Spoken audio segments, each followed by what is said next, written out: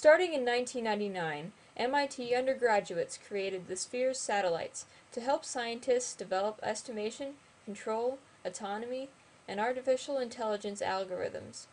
The first microgravity tests were on board the KC-135, NASA's Vomit Comet. In May 2006, the Spheres team took the next step to see how the satellites would fare in a true microgravity environment.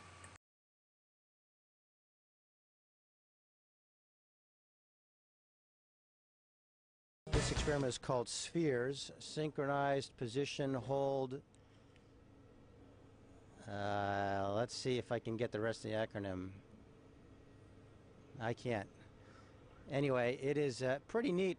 It's a satellite system. We have a couple of them actually, and is one of our, in fact, I think it's the only DoD experiment we have aboard, but it uses CO2 gas to maneuver itself, and we can actually get these two satellites to fly in formation with each other and actually dock to each other. So that's a pretty fun experiment. We got to do that a little bit last weekend. And I think I see the... After initially testing the hardware and metrology system, which allows the satellites to sense their full state, the Spheres team moved on to docking and formation flight tests. The Spheres team would be happy to know that this has become the most popular activity on board right now. We are very much enjoying watching you work with these spheres. We can tell that you enjoy it a great deal.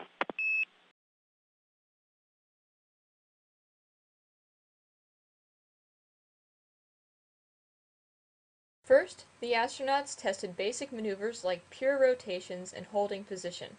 Here, shown at 4 times normal speed, the red sphere is expected to rotate 180 degrees in each axis. It overshoots the first rotation by about 20 degrees, but the other two are nearly perfect. Now the sphere has to hold its position and pointing. When it starts to drift, it turns and fires its jets to brake, correcting itself. Now I'm getting more jet firings and attitude change. Braking. Jeff, that is a good test.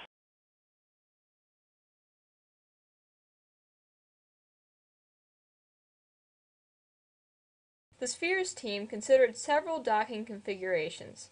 This example shows cooperative docking. The blue satellite actively holds position while the red satellite approaches, using a glide slope algorithm.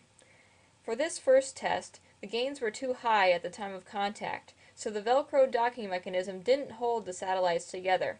Subsequent tests adjusted the gains accordingly. One of the challenges of uncooperative docking is plume impingement. Here, as the red satellite approaches the blue, it brakes. Since the blue satellite isn't controlling itself, the red's jet firings push it away. A safer way to dock is to follow a special trajectory to avoid collisions in case of spacecraft failure. The animation on the right is a front view of the satellites created from the telemetry data of their estimated states. The video on the left is a back view, so the two views should mirror each other, and they do, almost exactly. A particularly challenging scenario is docking to an uncooperative target, such as when a spacecraft is tumbling and out of propellant. In this case, the red docks to the tumbling blue, making the Spheres team the first to autonomously dock to a tumbling target in 6 degrees of freedom.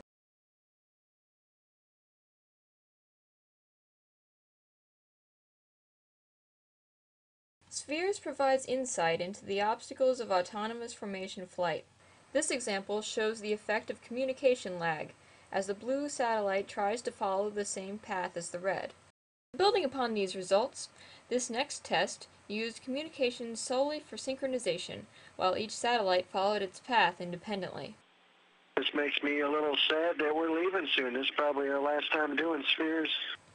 That was the last test for this astronaut, but another half-dozen crews are trained to continue using Spheres to push the science of estimation, control, autonomy, and artificial intelligence through the next few years.